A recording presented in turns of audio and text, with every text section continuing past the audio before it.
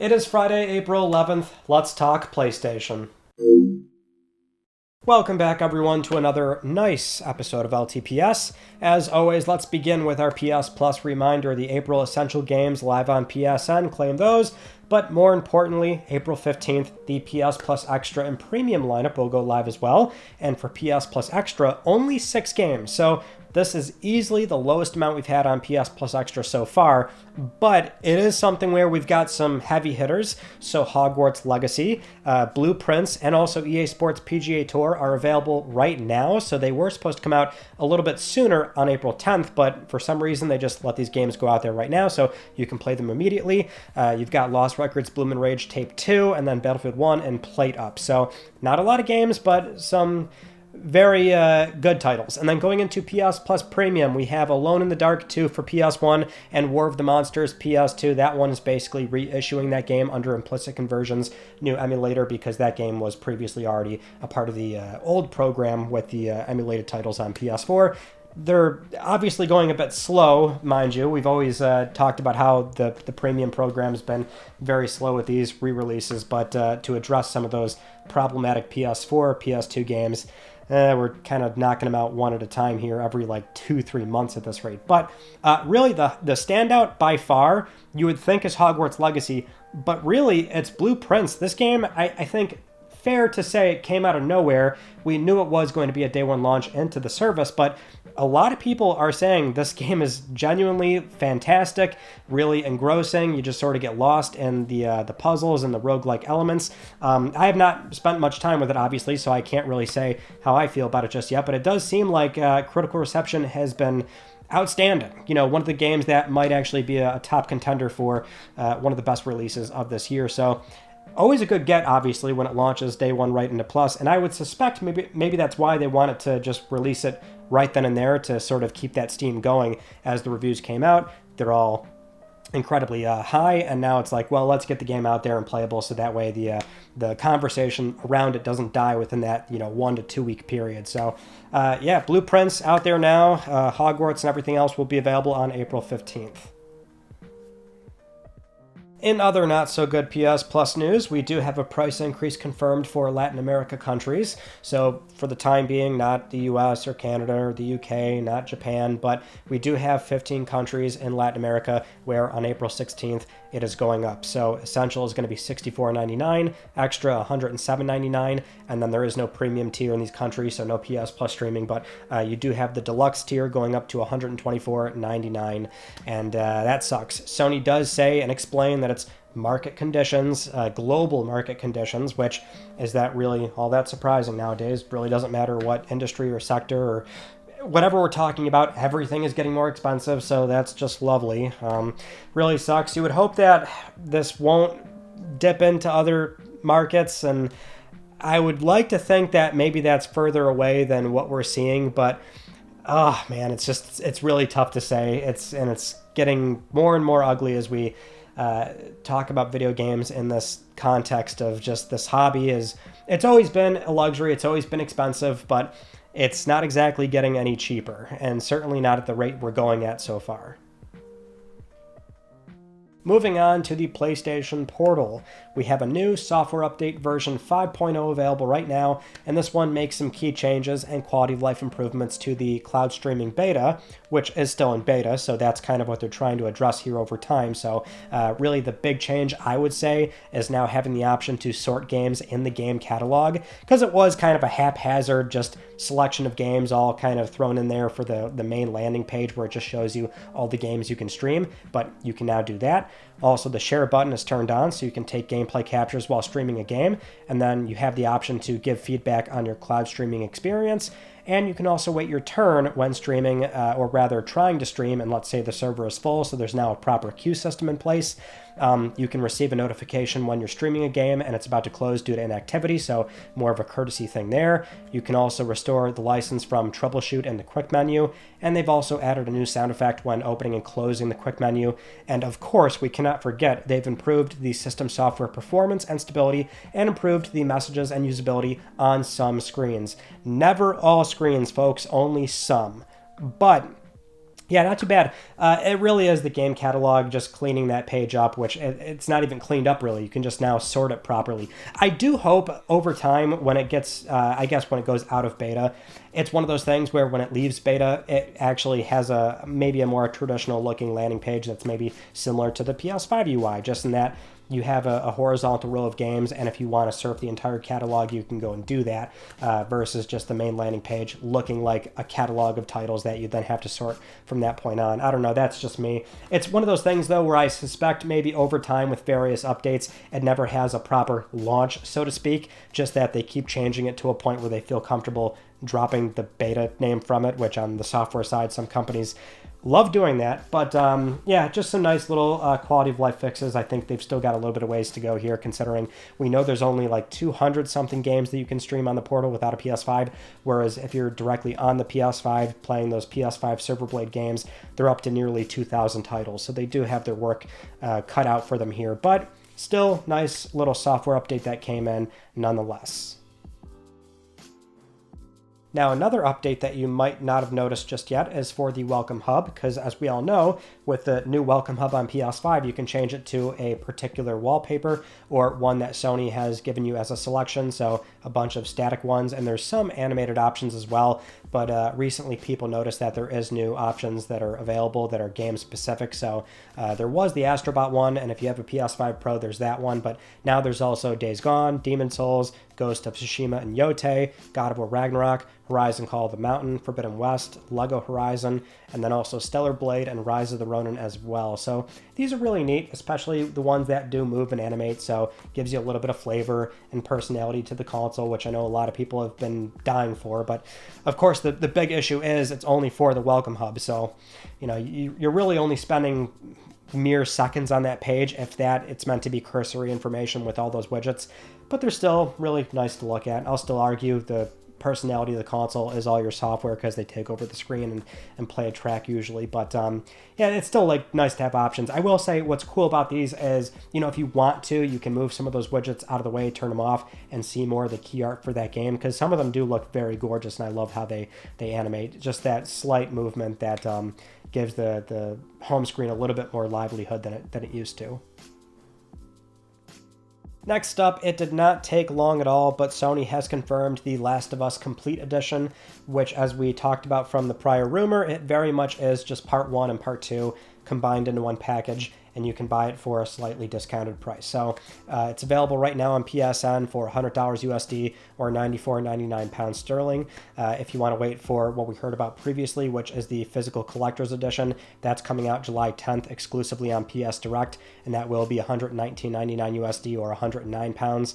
The physical edition is going to be a steelbook with 2 discs and also include the comic series and 4 lithographic art prints. So some goodies as we were theorizing. So not too bad, right? It's just them repackaging the series next to the HBO Season 2 premiere coming up very soon. So, you know, there's that. In other Last of Us news, we can also say they did put out a new patch to address the campaign issues where people were losing their holster and their unlocks and things like that. So Naughty Dog does have to clarify, though. Oddly enough, you do have to use a save that was prior to the April 3rd patch. So if you were using a lot of different saves, then you can go back to one that is okay. But if you, let's say, only have one that was overwriting and you kept your progress, then you actually lost those unlocks, which not too good. And they're still looking into the issues for the no return mode, so it's not completely fixed. Usually this is one of those things where I always recommend, because some people forget this, but PS Plus cloud saves, typically you can check those and see if you can roll back to one that's maybe just before that progress. So you might want to look into that if this was something you were hit by. Moving on to another update from LTPS last week, and that is Bungie's Marathon, where it seemed incredibly clear that we were probably going to get info on this game fairly soon based on the ARG campaign, all the new key art on social media channels, and the teasing. So yes, it's confirmed. Tomorrow we're getting a gameplay reveal showcase on April 12th, and we'll finally see a lot more of this game, which the only other thing we're hearing coming from Tom Henderson from Insider Gaming is that you should not expect a shadow drop, but they are going to detail a closed alpha process, which should take place fairly soon. So at least there is going to be some kind of environment where the community can play this game.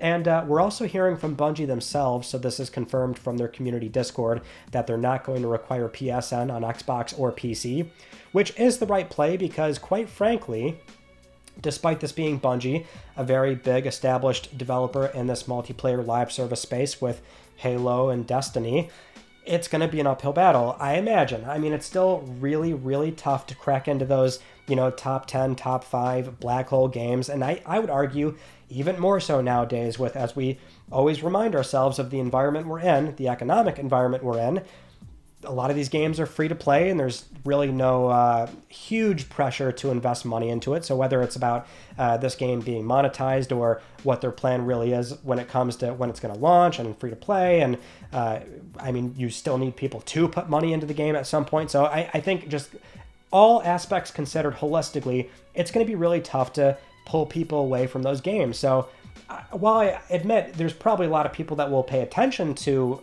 Marathon, and I think personality-wise, the game's already sort of found this identity as far as like how it looks and how it's being presented, but it's still going to be really tough. So I think there's a lot riding on this debut tomorrow. And as the point I made before, like Bungie has a lot riding on it, but now that association means Sony does as well. And we know how that's been going with them lately for live service games. So this is going to be a pretty big deal, and we'll see how it pans out for them. Next up, we have some not so good news for the PlayStation Concert World Tour, where we saw Sony announce that a few months back now at this point, but it is going to be something where they book out all these well-known venues and bring all these composers from various PlayStation teams or studio titles and have them perform the OSTs from these games. And honestly, it sounds really cool. A lot of publishers have been doing this lately, but we are seeing some cancellations take place at some of these venues in some of the tour dates in Poland, Sweden, Austria, Hungary, Denmark. A lot of these shows are getting canceled. People are being refunded due to, what they're saying is unforeseen reasons. Now, I'm no expert in the concert area, music, and all. I'm not going to sit here and act like I know what this is, but I will say what I almost always hear about this is that it's simply low ticket sales. So I think between the relationship of the venue and the artist, sometimes the artist, I guess, backs out because it might not be a good look that they're not filling in a bunch of seats. And the venue, of course, wants to have those seats filled for any kind of event that is booked up. And so if they can cancel ahead of time, that sort of just works out in both cases. So kind of a bummer. I would assume it is low ticket sales. I mean, every time I hear about this, it's simply like that's the answer. And some artists won't commit to still playing at the venue or something. But yeah, that's definitely bogus, because if you did want to go and see this, then you don't really have any other options outside of traveling to a show that probably is going to end up taking place. Okay, let's get into the rapidly evolving topic of Nintendo Switch 2 pricing, pre-orders, game prices, tariffs, what they're saying about all that stuff, and how that all wraps into the possibility of Sony changing or not changing PlayStation pricing for their own products. So it's moving so fast, and I pray that by the time I upload this, it's going to be somewhat relevant for even 24 hours. But for the time being, we can say that after LTPS last week, go figure, we had Nintendo make a very shocking announcement, which was them delaying pre-orders in the US and also Canada, which the shocking thing there is that, sure, in context it makes sense, but they just on April 2nd said, yeah, we're good to go. April 9th, that's when pre-orders open, and then having to change it because of the US administration. So Doug Bowser and Nintendo staff have been doing a lot of interviews lately trying to address the pricing concerns. And so for game pricing, we do have the Nintendo of America CEO saying, and I quote here, "What you see right there is variable pricing. We'll look at each game, really look at the development that's gone into the game, the breadth and depth of the gameplay, if you will, the durability over time, and the repeatability of gameplay experiences." So very much a PR answer, and they are giving a lot of those right now, which there's not much else you can do, and it's not exactly good press for them right now. But to their credit for game pricing, yes, they are doing that. Not everything is $80, but it's still the peak that is a big concern point right now. We're hearing that Nintendo is very much considering all their options, but they did also say that they're monitoring the tariff situation closely, which of course that's been changing on a dime as it has been the past few weeks. And at the time of filming, a 90-day pause has been put in place. So right now it's substantially lowered a reciprocal tariff of 10% on countries that have not retaliated. So that's a 90-day pause at 10%. But China, it's still effective. And right now, it could be more by the time you're watching, but right now it's 145%, which is absolutely insane. So at least for Nintendo, where a lot of Switch 2 consoles are coming out of Vietnam, now they at least can continue probably stockpiling consoles in the US under the current percentage. And I think that is the wiggle room they can absolutely work with and begin pre-orders fairly soon. As for PlayStation, it's somewhat similar because PS5s are made out of China and also Japan. So the Japanese consoles means there's a 10% that Sony can work with. Now, as far as like how many consoles come out of there and what's the true ratio, I mean, you got to figure China is producing a lot of the consoles. So I don't know if we can just simply say, oh, it's 50-50. That's the point of why Sony, during that recent financial earnings call, they mentioned point blank that they're looking into other production pipelines. They're stockpiling consoles in the U.S.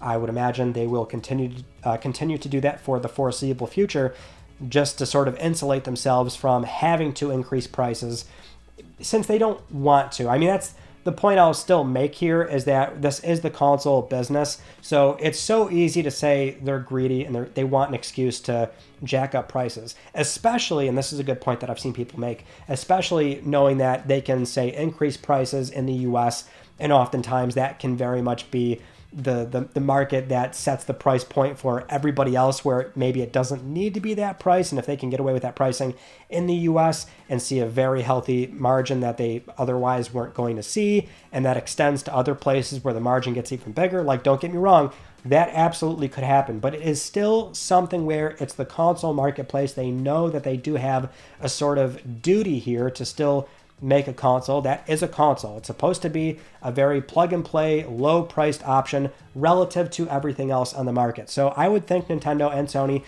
don't want to be in this place of pricing their consoles to an absurd degree where it starts to impede on how many consoles they can sell. And this is very important for Nintendo right now, where there's no more, it's such a crucial moment, obviously. It's a new platform launch. It's a very big deal. Nintendo actually is also, like, historically, they go against the grain of the sort of typical console model, in that they like to make money on hardware almost immediately, whereas Sony, Microsoft, and, well, prior Nintendo consoles, they do put themselves in a place where they sell at a loss and they make all that money back from software, accessories, and things like that. But Nintendo, in recent console cycles, they do like to earn some money immediately on that hardware. But nowadays it's like can't really be in a position, I think, to do that, because they do want to keep this thing priced as low as they reasonably could. But that's really tough to do if it's 46% out of Vietnam, obviously, right? So that's the tough part. Sony is still in kind of a good spot with this 90-day pause. And again, we don't know what the ratio was, but surely this is probably, and I would think any company right now is in this sort of mindset of, let's try and allocate as much resources as we can and get these products shipped. And there's also the obvious point of consoles can go from, say, China to Japan, then to the US. I mean, they're all kind of considering their options, and that's sort of why in the here and now, there's no immediate effect, at least in the context of video games. You're probably seeing news stories for other products that you like and buy, and you're now seeing that tariff percentage come into place if you are on the West, obviously. If you're in the U.S. and things like that. I know we're talking in a very global way, but there are global implications if companies do want to sort of use that as an excuse to increase prices elsewhere, which is the sort of worst case scenario, I would say. But for now, that's what's going on, right? It very likely could look a lot different by the time you're watching this. But Sony, I think, is still, I don't want to say good, but there's a lot working in their favor, especially because they are pretty far into their life cycle, which that's the point I made. We've seen prior quarterly reports where Sony says they're increasing their margins on PS5 hardware. Now, that's good because they've got space to avoid increasing the price, ideally. So it could obviously change depending on what may or may not happen with tariffs and how Sony chooses to handle that in other countries that are not the U.S. But, what's really awful about the whole thing is that it was only a few years ago, right in the middle of COVID, where the key issue there was the chip shortage. And it taking years for new factories to come online, and it's expensive to build an SoC, and we just don't have the sort of economies of scale and things that allow consoles to price down over time very aggressively. It's just not that environment anymore, and that's the main reason why PS5 is going to stay the price that it will for the entire life cycle. But now there's this additional pressure with tariffs and this impending trade war that may or may not happen, which is going to inadvertently increase the price beyond maybe what we were expecting. It's just, when you look at where PlayStation is right now, stockpiling consoles, where they can source parts and move things around. They're a big organization. They've got options. And then where they are in the life cycle, there's a lot working for them to try and not increase prices. Now, as far as games, I mean, that's kind of a toss-up.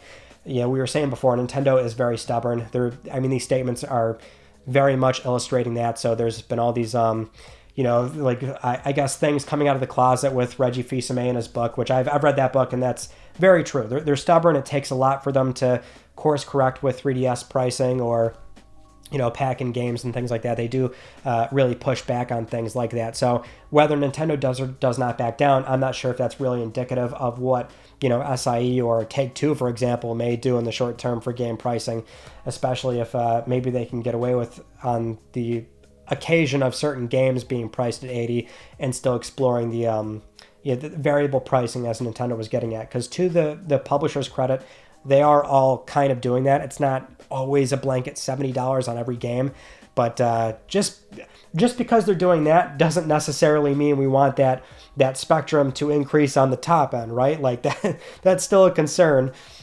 So there's that. And I know people love to bring up this point. It's true. I don't bring it up because it's like so pessimistic, but that's the climate we live in is wages aren't going up either. We all know what's happening around us. It's awful, it sucks, and it makes enjoying hobbies, the thing that we use to get away from those things, you can't access them as easily as you could before. It sucks, it's awful. So that's what's going on for now. We'll keep watching it very closely and see what happens, but that's my soapbox, which is things still suck, at least for PlayStation. They might not be... they might be able to be insulated from it, but time will tell. In other Nintendo Switch 2 adjacent news, we also are hearing that Sony is sending out some surveys asking PlayStation customers what they think about the Switch 2, which, sounds par for the course. I think John actually mentioned this on ClickR3, which is Sony probably is going to send out surveys, and they very much are looking for some info, how people feel about, the Switch 2's Direct and the games they showed off. What features are you interested in? What do you think about all that stuff? Are you dissatisfied, satisfied? Typical survey stuff. Not everybody is getting these things, but I guess they'll show up in your email, and that's where you can participate if you want. I think it goes without saying, but I'm sure a lot of people are opening up those emails and chomping at the bit to answer a survey, which is kind of weird nowadays, but you want to go in there and voice your concern of, hey, I did not like the pricing. That was my big issue. Please don't do that to us.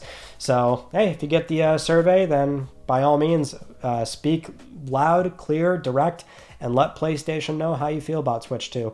At least outside of pricing, there very much is the, showing interest in the hybrid console thing that Nintendo has done for now 2 cycles, coming up 2 cycles, and then some of the features that Switch 2 is boasting. So if there's any of that stuff, by all means, let them know as well. We are still expecting a local play PlayStation handheld around 2027 near PlayStation 6. Now, we do have one small update for a Nintendo Switch 2 exclusive, and that is the Duskbloods from Software's new IP, where we do know, that's the news, they own the IP, not Nintendo. So people did spot this very quickly from a trademark and also on their official site. So even though Nintendo is publishing it, and they're probably funding a very large portion of the development cycle, they don't own the property. So there is a distinct possibility the game can go to some platforms or other platforms eventually. The issue is, with Nintendo, we've seen with prior third-party deals, they don't own the IP, but they do like to lock these games down in what appears to be perpetuity. Either that, or just it's so long-term to where by the time the contract is up, the game and IP and publisher and the studio are just not in a position, or they don't want to try and port it to another system. But sometimes they can be very long-term, so whatever the case is, just logically speaking, it's not really a guarantee it does go to other platforms, which that would be, I would say, shocking, just in the sense that, like, I've seen people make this point of From Software as a for-hire studio, and that's true. I think the whole deal is really more indicative of Nintendo and their willingness to secure From and that kind of game on their hardware. But with From, we're talking post-Elden Ring. They're in a very lucrative spot as far as where they want to be, what they want to do, what kind of deals they want to take, how many platforms they do or do not want to ship on. So it must have been a lot with Nintendo to throw that, for them to throw money at this at the studio, because they really could kind of do whatever they want at this point. With how many more fans are looking at these games. And maybe that was like From stipulation, you know, we're not going to do like our next mainline entry on, or make that exclusive, rather we'll humor this separate thing that we've always wanted to do, and it's a multiplayer PvPvE experience, and that's what eventually became the Duskbloods. So for now, I would say it might still be a while until the game does go to PlayStation, if at all, but we do know they own the IP.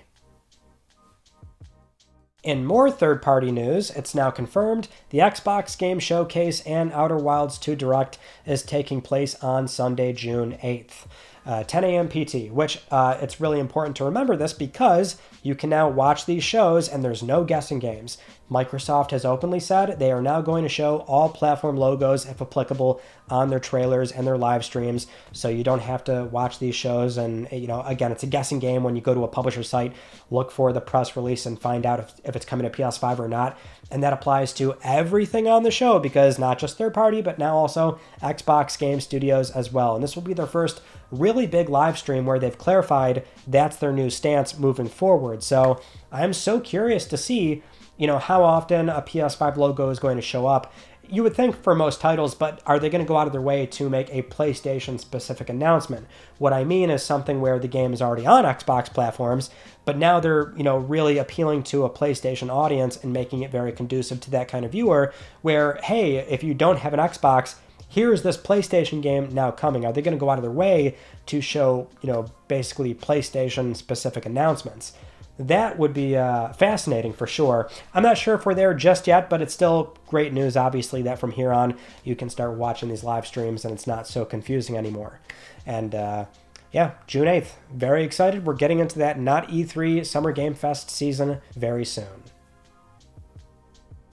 Next up, The Last of Us HBO Season 2 is premiering very soon this Sunday. I cannot wait. But we also have reviews live as well. So as far as like aggregate scores, Rotten Tomatoes, I think it's at 94% right now. Metacritic was 83, 84, somewhere around there. It's been pretty interesting to watch the reviews play out, because expectedly you are seeing this like slight divide in that some places that are clearly like not game sites are talking about certain story elements that they either like or dislike. And it's, you know, if you played the games, you knew those things walking into it. So I guess you're sort of at least knowing that they maybe not have changed it up too much from the core idea of what you're walking into or what you're expecting for how that story plays out. But you see that element, and then you see some that know the show, know the games, and it's like, oh, how they arrange the timeline, which arguably, you know, many people like to bring up that point of like that being a problem, or in some ways a benefit to how the game was approached. So it all depends on, you know, what you feel about the game, but you're seeing some people take issue with how they've rearranged it in the show and how it may or may not work. I'm speaking very broadly here because these are so many reviews that you could look through, but hey, the show is coming out soon anyway, so you can start making your own opinion, which is how you should always do these things. But it does seem like the consensus so far critically has been quite good, enough to where they are openly saying that yes, Season 3 is confirmed. Big surprise. I mean, they were pretty much filming Season 3 during 2 anyway. I would be not at all shocked if maybe they've got most of the Season 3 material done, ready to go, and maybe this thing has a somewhat faster turnaround time versus what we saw from 1 to 2.